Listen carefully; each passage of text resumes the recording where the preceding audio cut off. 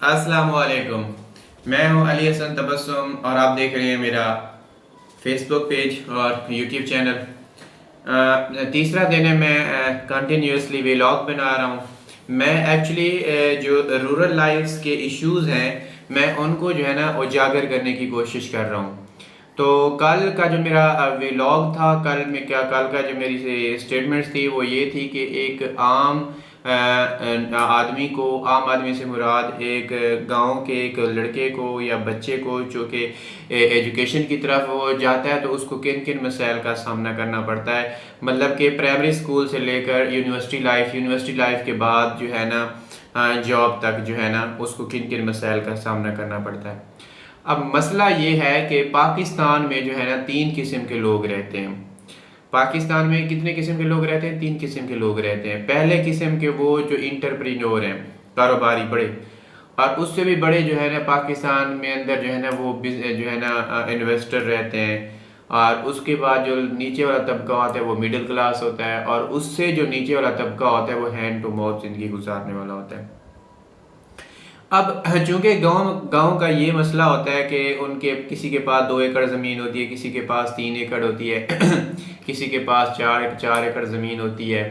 तो वो जो है ना उनके पास 6 माह की गंदम आ जाती है। बाकी उनका जो गुजर बसर होता है सादा सिंपल फूड, लस्सी के साथ रोटी खा ली, दूध के साथ रोटी खा लिया, मक्खन के साथ रोटी खा ली, मतलब इसी तरह उनका जो है गुजर बसर चलता रहता है। अब जो मेन मसला है, जो पॉइंट ऑफ व्यू है कि गांव से जो लोग हैं वो तालीम से मायूस क्यों होते हैं, और मतलब इतना ज़्यादा क्योंकि उनके पास इतनी फेवर नहीं होती, इतना पैसा नहीं होता है।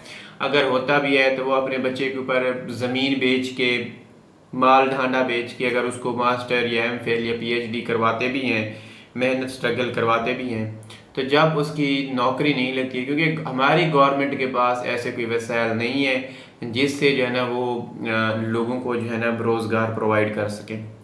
अब वसाइल ना होने की वजह से जो नौजवानों के अंदर मायूसी फैलती है, और वही मायूसी जो है ना एक नौजवान को इस बात पे जो है ना इस बात पे जोर देती है कि भाई आप जो है ना ये मुल्क छोड़ दो।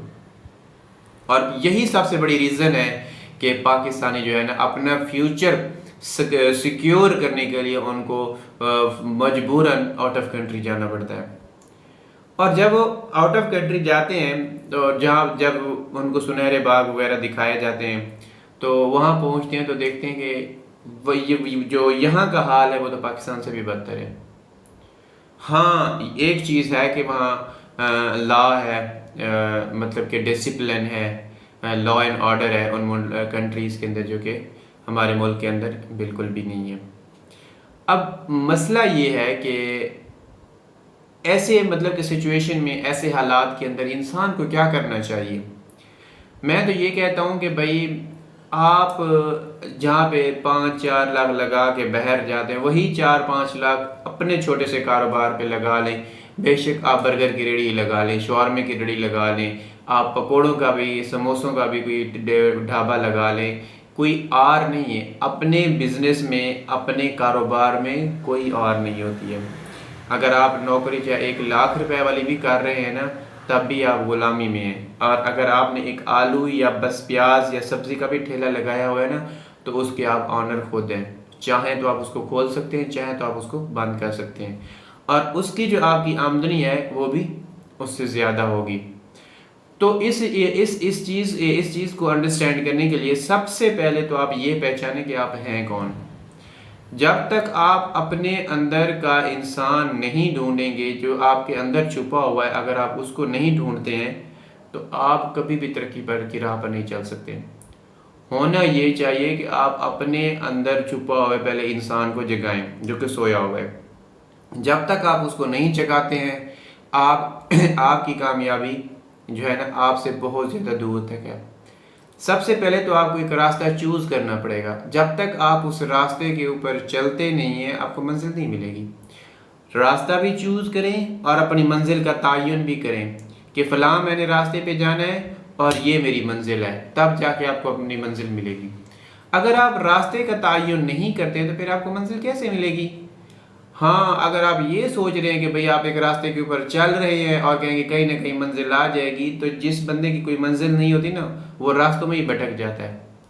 اور جو دوسری بڑی چیز یہ ہے کہ اگر آپ کسی منزل کا ایک تعین کر لیتے ہیں اور آپ کو راستے میں ہر راستے میں جو ہے نا آپ کو وٹے پڑے جو کچھ بھی پڑے، لیکن آپ نے ان کا جواب نہیں دینا، کیونکہ راستے میں اگر آپ ہار بھونکنے والے کتے کو جواب دیں گے تو آپ کبھی بھی اپنی منزل کی طرف نہیں بڑھ پائیں گے۔ آج کے لیے اتنا، تب تک کے لیے اجازت دیجیے، اللہ حافظ۔